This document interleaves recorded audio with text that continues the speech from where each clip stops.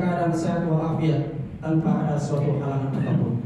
Semoga Allah Subhanahu wa taala senantiasa menerima segala amal ibadah kita, baik ibadah yang wajib maupun ibadah yang sunnah. Amin ya rabbal alamin. Salawat serta salam senantiasa kita curahkan kepada junjungan kita Nabi Muhammad sallallahu alaihi wasallam, who has guided us from the darkness to the lightness, from the stupidity to the cleverness, from Jahiliyah era to the Islamic era, alladhi yakhruju minadh dhulumati ila nur. Salawat salam kita curahkan kepada junjungan Nabi Muhammad sallallahu alaihi wasallam yang senantiasa membawa umat manusia dari zaman kegelapan menuju zaman terang benderang sekarang ini. Patut kita syukuri kita sebagai umat Nabi Muhammad sallallahu alaihi wasallam dengan memperbanyak membaca salawat, semoga kita mendapatkan syafaatnya. Amin Allahumma amin ya rabbal alamin. Selanjutnya Al-Fakir tidak lupa untuk berwasiat para Al-Fakir pribadi, para khususnya dan umumnya bagi kita semua. Mari kita senantiasa meningkatkan keimanan beserta ketakwaan kita kepada Allah Subhanahu wa taala. Dalam arti iman dan takwa yang sebenar-benarnya. Apa itu takwa?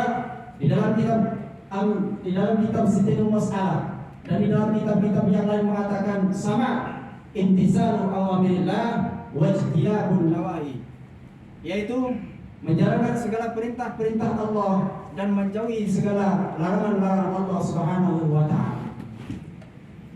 Hadirin jemaah yang dimuliakan Allah Subhanahu wa taala, kita sudah tahu bahwa bulan ini merupakan bulan Maulid atau bulan Rabiul Awal, di mana Allah Subhanahu wa taala memuliakan seorang nabi, yaitu Nabi Agung Muhammad SAW, seorang makhluk pilihan, seorang suri tauladan bagi umat manusia di muka bumi ini. Karena Allah Subhanahu wa taala mengutus beliau hanya untuk menjadi rahmat bagi alam semesta. Wa ma arsalnaka illa rahmatan lil alamin. Allah Subhanahu wa taala tidak mengutus kepada Nabi Muhammad SAW melainkan menjadi rahmat bagi semesta alam. Hari jemaah yang dimuliakan Allah Subhanahu wa taala, bagaimana cara kita mewujudkan, mengimplementasikan dalam kehidupan sehari-hari bahwa kita menjadi umat Nabi Muhammad SAW yang cinta dan mahabbah terhadap beliau. Enggak usah banyak-banyak, paling tidak kita selalu mengingat beliau dengan cara membaca sholawat terhadap beliau paling tidak sedikitnya 100 kali dalam sehari.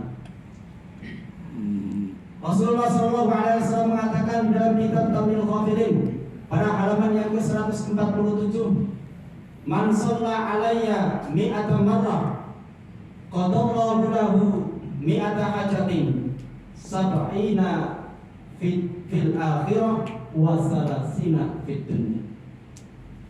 Rasulullah mengatakan, barang siapa yang membaca salawat kepadaku 100 kali dalam sehari, maka Allah Subhanahu wa taala akan mengabulkan hajat kita 70 hajat akhirat dan 30 hajat dunia. Oleh sebab itu, sekali lagi, mari bulan Maulid ini kita berbanyak membaca salawat terhadap beliau Nabi Agung Muhammad SAW. Jangan bosan dan jangan bosan-bosan.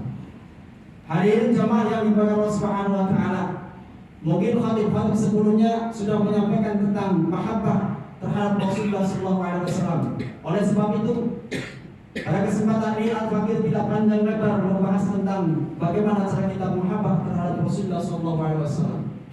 Akan tetapi, tema yang Al-Fakir angkat adalah 4 golongan yang diharamkan oleh Allah Subhanahu wa taala masuk ke dalam neraka. Rasulullah SAW beliau mengatakan di dalam kitabnya Imam Ahmad, hadis yang diriwayatkan oleh Ahmad pada juz yang ke-7 halaman 53, hurrima 'alan nasi kullu hayyinin layyinin sahlin qaribin minan nas. Rasulullah SAW mengatakan diharamkan bagi manusia yang mempunyai sifat satu, kullu hayyinin, bagi setiap golongan atau orang yang mempunyai sifat lemah lembut. Kemudian layinin. Yang pertama adalah kullu hayinin, mempunyai sifat andap asor atau tidak sombong. Kemudian yang kedua adalah layinin, lemah lembut. Dan yang ketiga sahlin, mudah. Dan kemudian yang keempat adalah dekat dengan manusia. Mari kita bahas satu persatu. Allah Subhanahu wa taala mengharamkan 4 golongan ini masuk ke dalam neraka. Dalam arti lain berarti pasti akan dimasukkan ke dalam surganya Allah Subhanahu wa taala. Yang pertama, kullu hayyinin, setiap orang-orang yang andap asor. Rasulullah SAW mengatakan andap asor itu apa? Beliau mengatakan andap asor itu adalah tawadhu, sebagaimana yang dikatakan Imam Abu Hatim di dalam kitab Raudhatul Uqala wa Nushatul Fudala. Rasulullah SAW mengatakan, wa ma tawaddu'a lillah illa rafa'allahu lahu darajat. Orang yang mempunyai sifat tawadhu, andap asor, itu pasti akan diangkat derajatnya oleh Allah Subhanahu wa taala. Oleh sebab itu kita cari manusia, mari kita hilangkan sifat sombong, sifat takabur. Karena kalau seandainya kalau kita sombong, maka kita sama dengan iblis. Iblis disuruh oleh Allah Subhanahu wa taala untuk sujud kepada Nabi Adam alaihissalam, tidak mau. Beliau atau iblis tidak melihat siapa yang menyuruh. Iblis menjawab, ana khairun minhu, khalaqtani min nar wa khalaqtahu min tin. Ya Allah, kenapa ente nyuruh saya sujud kepada Nabi Adam? Saya lebih baik daripada Adam. Engkau ciptakan saya dari api, sedangkan Adam dari tanah. Oke. Iblis menolak perintah Allah Subhanahu wa taala. Nah, sifat yang dimiliki iblis ini adalah sifat sombong atau sifat takabur. Maka iblis selama-lamanya di dalam neraka Allah Subhanahu wa taala. Hadirin jemaah yang dimuliakan Allah Subhanahu wa taala.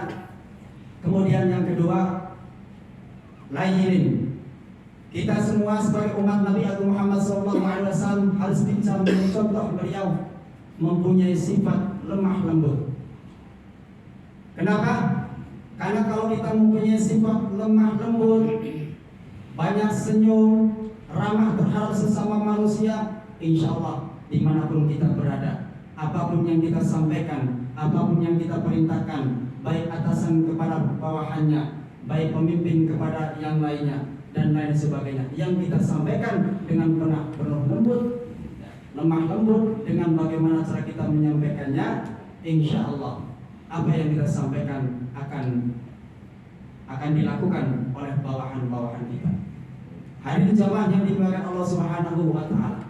Kemudian yang nomor 3, orang atau golongan yang diharamkan masuk neraka Allah Subhanahu wa taala adalah sahlin, yaitu orang yang mudah.